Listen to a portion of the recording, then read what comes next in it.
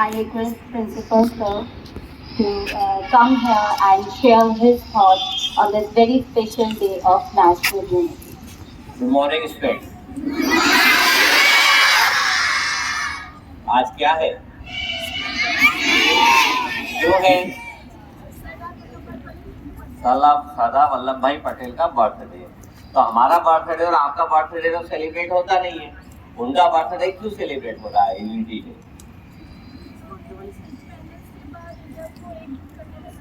उन्होंने इंडिपेंडेंस के बाद इंडिया को एकजुट करने में मदद की। कैसे मदद की? कोई anyone from this side, anyone इधर से कोई बता सकता है कैसे मदद की?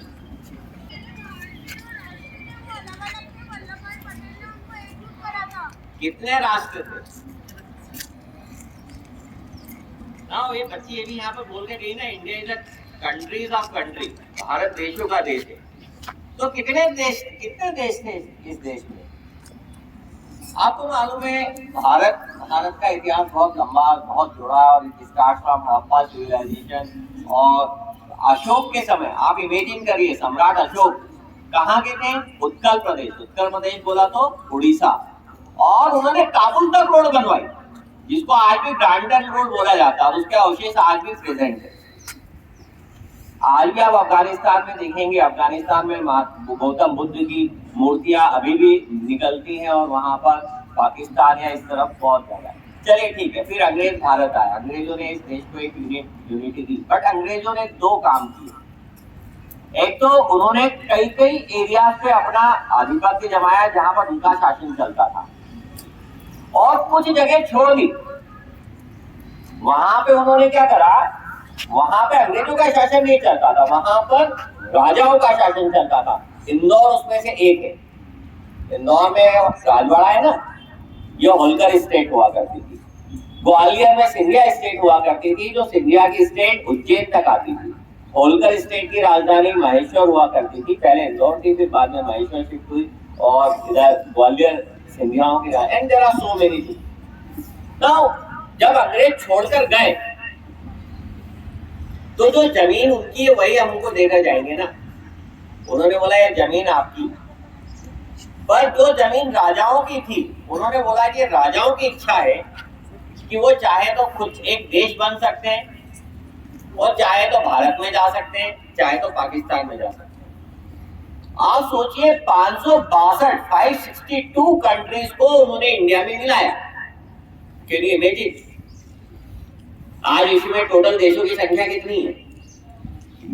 बता सकते हैं? कोई भी, एनीवन? कितना? FIFA is the largest organisation, it is larger than UNO, और उसके मेंबर्स की संख्या 208 या 10 के अराउंड है। और अगर मान लीजिए भारत आजाद होता और ये 562 देश भी आजाद हो जाते, तो फिर क्या होता? इंदौर एक देश होता, ग्वालियर एक देश होता, जयपुर एक देश होता, कोटा एक देश होता, बूंदी एक देश होता, और ऐसे कई सारे देश होते। और इनको किसने मिला लिया इंडिया में? सरदार वल्लभ भाई पटेल। आप इमेजिन कर सकते हो उस व्यक्ति की विट, उस व्यक्ति की बुद्धि, और उस व्यक्ति के विल पावर को। हम घर में 6 लोग रहते हैं, और 6 लोग आपस में एक दूसरे से विचार नहीं मिलते। उसने 562 लोगों को बोला कि इंडिया में आप मिलिए, और इंडिया में उसने मिलाया। ये आप जो देख रहे हैं, इंडिया का टोटल एरिया कितना है, कोई बता सकता है? What is total area of India? 3.28 million square. ये 6 या 7 क्लास की एसएसटी की बुक में होता है, बताओ।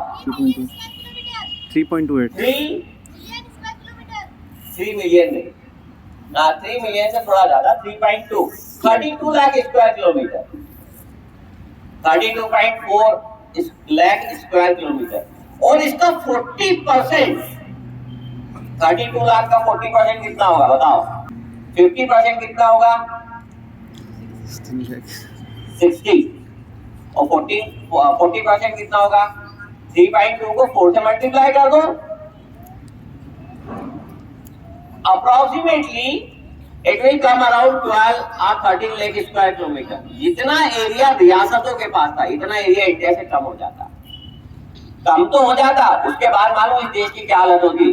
जैसे अभी आप पश्चिम एशिया में देख रहे हैं ना, सीरिया, इराक, ईरान सब आपस में लड़ रहे हैं, हम भी आपस में लड़ते रहते हैं। ये जमीन हमारी है, यहाँ पर बाउंड्री हमारी है, अभी कम से कम चैन से तो जी रहे हैं। डिस्पाइट ऑफ लिंग्विस्टिक, भाषा, संस्कृति, खान पान, रीति रिवाज। अब जैसे आज एक बच्ची ने न्यूज पढ़ी छठ पूजा, हमारे यहाँ छठ पूजा बनती ही नहीं है। आपने देखा कहीं यहाँ पर छठ पूजा बनती है? रेयरली कुछ बिहार या उधर बंगाल के लोग होंगे तो छठ पूजा मनाएंगे। आप बिहार में जाइए, वहां पर दीपावली जैसा उत्सव होता है। वहां पर दीपावली इतने एंथुसियाज्म से मनती ही नहीं, जितने एंथुसियाज्म से हम यहाँ पर दीपावली मनाते हैं, वहां पे दीपावली का इतना एंथुसियाज्म नहीं रहता। तो कितना डिफरेंस है कल्चर में। उसके बावजूद अगर हम एक हैं तो we should thank to Sardar Vallabh bhai Patel and we should have feeling of Indianness. हम एक भारतीय हैं एंड ये जो डाइवर्सिटी है ना, ये हमारी सबसे बड़ी स्ट्रेंथ है। हम जिंदगी में केवल एक ही कलर से पूरा नहीं कर सकते। You when until unless you have different colors, picture will not appear to be a good.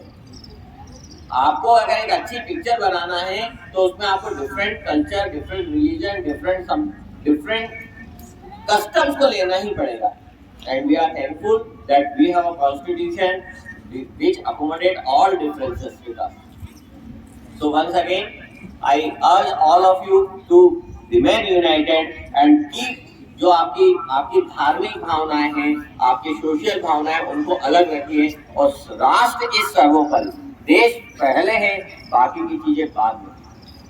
आपके रीति रिवाज बाद में है, आपके कस्टम्स बाद में है। अगर हमें इन सब चीजों को वक्त के साथ बदलना पड़ेगा। हम इस बात पे नहीं रह सकते कि हमारा धर्म ये बोलता है तो हम यही करेंगे, नहीं, हमारा राष्ट्र जो बोलता है हमें वो करना है। I appeal all of you to keep all these differences aside and keep nation first.